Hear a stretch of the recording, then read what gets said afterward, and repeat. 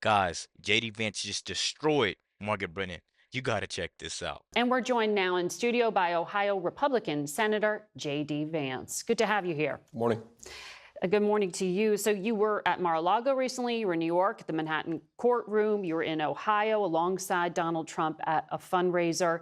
I know you keep getting asked whether or not you're going to be vice president or not. And you said you haven't spoken to him about it. Sure. But we're also looking at a pretty tight race in the Senate. So I wonder, do you think you're more helpful to him in the Senate or in the White House? Well, I'll let him make that decision ultimately. I think he knows how to best run his presidential campaign. And what I've said is I'm happy to be an advocate for the agenda in the United States Senate. I think that's the best way for me to help the people of Ohio. I'm certainly interested in helping him in other ways if that's what matters. Because look, Margaret, we have to reelect Donald Trump as president. The contrast is so extraordinary between higher inflation at home and war overseas. That's the Biden record, and the Trump record of peace at home and prosperity. That is an incredible thing to run on. And importantly, it's an incredible thing to deliver for our country. So I think we need to help Donald Trump get across the finish line. That's why I've spent a fair amount of time with him the past couple of weeks, helping him raise some resources, showing up in support in New York. But it's all about getting him elected president. I actually don't care that much who the vice president is because Trump's ultimately going to govern. Well, you call yourself. So I honestly feel like JD Vance is one of those genuine people that wasn't really thirsty for the job. If he gets the job, he's going to take the job. Of course, he's going to do the best he can at the job. But some of the other candidates, the VP candidates, they were kind of thirsty to get the job. They were saying anything and doing anything to try to get the job. Although some of them were pretty good, JD Vance was just genuine with it. He was just calm, hoping that he'd get the job because he knew he was going to be the best person at the end of the day. And I I feel what he says a lot. He wants the peace and the calmness to be at home because with his resume, he's had to go through a lot. Same as Trump. He's had to go through a lot, and the people has had to go through a lot with these high prices that Biden has gave us. So let's keep going, guys. One of the most pro-labor Republicans in Sure. Congress. You were out there with automakers who were striking a few months back, and you've been very broadly supportive of tariffs.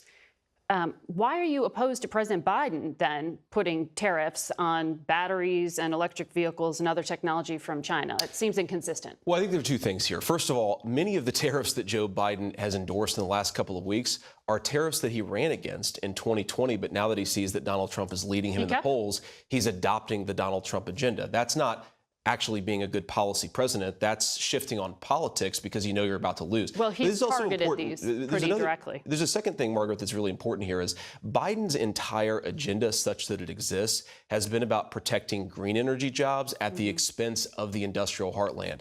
If you are in Wisconsin, Michigan, or Pennsylvania, you are not being empowered or enriched by Joe Biden's green energy agenda. So him applying tariffs on the green agenda stuff, does it help steelmakers? Does it help natural gas workers? Does it help the heart of the American economy? The answer is no, which is another reason why Donald Trump would make a much better president. Well, it's what Chinese electric vehicles are like less than 2% of the market.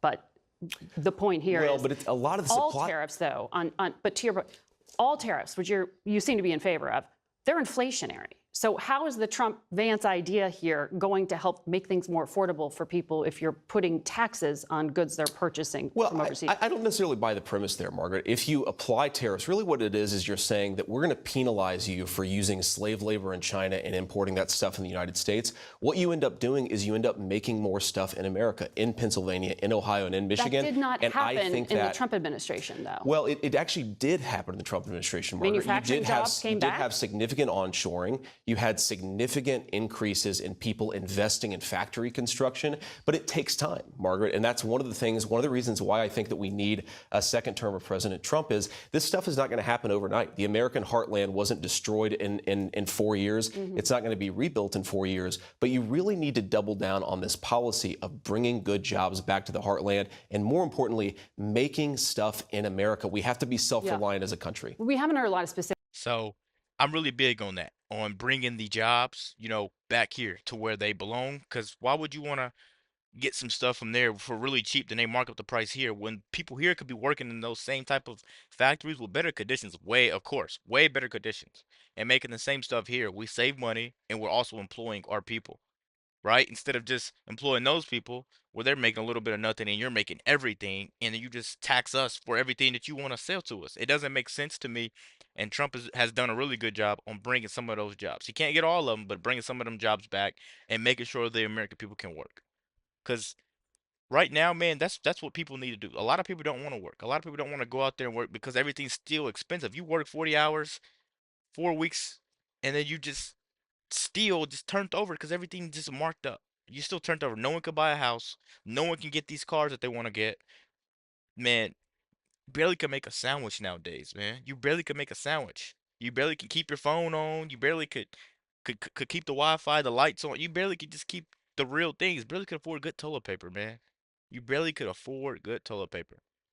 Man, we're just in real dark times right now. We really just need to make sure we go out and we vote. I'm gonna keep saying we need to go out. We need to vote. We need to make sure we get the right person in office because man, it's getting wild. It's getting wild. I'm telling you. And today, not today, just from today on forward, we need to be holding hands. We need to be locking in together, man, because together we could defeat these people. Together we can. Let's keep going. Civics. I mean, there's been ranges of a 10% to 60% tariffs. Do you know what the plan is? Well, look, I'm not going to speak for Donald Trump, but I certainly agree that we need to apply some broad-based tariffs, especially on goods coming in from China, and not just solar panels and EV stuff. We need to protect American industries from all of the competition. Because here's the thing, Margaret, the reason China beats us, it's not because they have better workers, it's because they're willing to use slaves to make things there. We want American workers to make this stuff at good wages.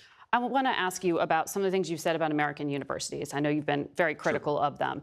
You gave an interview in February. You said the closest conservatives have ever gotten to successfully dealing with the left-wing domination of universities is Viktor Orban's approach in Hungary. I think his way has to be the model for us, not to eliminate universities, but to give the choice between survival or taking a much less biased approach to teaching. He seized control of state universities and put them in foundations that were then run by his allies. Is that what you're advocating be done in the United States? Well, Margaret, what you're seeing in the United States actually is that universities are controlled by left-wing foundations. They're not controlled by the American taxpayer, and yet the American taxpayer is sending hundreds of billions of dollars to these universities every single year. I don't want taxpayers controlling education necessarily. Is that what you're advocating for, federal government? Margaret, what I'm advocating for is for taxpayers to have a say in how their money is spent. Universities are part of a social contract in this country. They educate our children. They produce important intellectual property. They get a lot of money because of it. But if they're not educating our children well and they're layering the next generation down in mountains of student debt, then they're not meeting their end of the bargain. I think it's totally reasonable to say there needs to be a political solution to that problem. Well, America's universities still attract talent from around the world, as you've went to one of America's very top schools. Look, there are still good things about American universities, but it's going in the wrong direction, Margaret. But Viktor Orban in particular, as you know, I mean, he rewrote the Constitution, he neutered the courts, he has tried to control the media. These are not necessarily conservative principles. So why would you want to mimic him? Well, look, I'm not endorsing every single thing that Viktor Orban has ever done. I don't know everything he's ever done. What I do think is on the university principle, the idea that taxpayers should have some influence in how their money is spent at these universities, it's a totally reasonable thing. And I do think that he's made some smart decisions. That's really weird because you could just not like Trump at all. Because let's say you agree with one thing and then they're like, Trump did this, Trump did that, Trump did that. It's not fair to sit there and say that because a lot of people out there, they won't tell you the truth, but there's some things that Trump has said that they agree with, but they vote blue no matter who. So that's why you're stuck with the times we're in now in these type of debates because they're just pointless to have, man. You're sitting there trying to nitpick everything that this guy does, but he just told you what he supports from and what he doesn't support. But you still want to go after him on it. It doesn't make sense. Let's keep going, guys. Decisions there that we could learn from the United States. Well, he was just welcomed at Mar-a-Lago, and as you know, Leader McConnell just spoke out on the floor of the Senate this past week after Xi Jinping visited Hungary. He's trying to broker trade deals. They're brokering trade deals not just with Russia, but with Iran. Orban, because of this, McConnell said it should be a red flag for anyone seriously concerned about competition with China. So why take any policy cues from a man and a country and a strategy cozying up to America's adversaries? Well, look, Margaret, Hungary is a nation of 10 million people. America is a nation of 330 million people in the most important economy in the world. I don't think that we should take every cue, but I actually have to reject the premise here because why is Viktor Orban getting closer to China, in part because American leadership is not making smart decisions. We are pushing other nations into the arms of the Chinese because we don't make enough stuff, because we pursue a ridiculous foreign policy very often. We have to be more self-reliant. I don't like China. I don't like that China has stolen a lot of American jobs. The reason they've done it is because American leadership has made bad decisions. That's our fault, and that's something we can fix as Americans. You've talked a lot about the need for the United States to pivot to Asia and let the Europeans focus on Europe. But Xi Jinping is focusing on Europe. Why would you cede influence? Because you've really been opposed to helping Ukraine in its fight. You've said a lot of things that are suggested that you just want to pull back. Let me address that point, Mark. First of all, I think the reason that we have to be smart in Ukraine is we don't have a strategy. What is Joe Biden trying to do? What is another $60 billion accomplishing that $120 billion hasn't? We have to have a smart strategy to spend American taxpayer dollars. But on this, 80% of it funds the U.S. defense industrial base from on the this supplemental question, it just passed. Europe and China and the intertwinement between those two. Look, the reason Europe has become weaker is because they've deindustrialized. And why have they deindustrialized? Because they pursued a green energy agenda following the lead of the Biden administration, and that necessarily empowers China and Russia. We need to acknowledge that it's our decisions that are making these countries stronger. We need to fix that, not whine at countries that have 10 million people. Or people just like cheap stuff no matter where they live, right? So and they look for cheaper providers. They'd love to have cheap energy in Europe, and they don't have it because of the policies of the green energy lobby. I want to ask you about abortion because we see it in our polling as so You see how she didn't say anything about that. Listen. stuff no matter where they live, right? So and they look for cheaper providers. They'd love to have cheap energy in Europe, and they don't have it because of the policies of the green energy lobby. I want to ask you about abortion because we see it in our polling as so motivating. So she's going to keep throwing shots. Now she's trying to ask about abortion. She's just trying to just twist him up in his words, man, and it's just not working, honestly.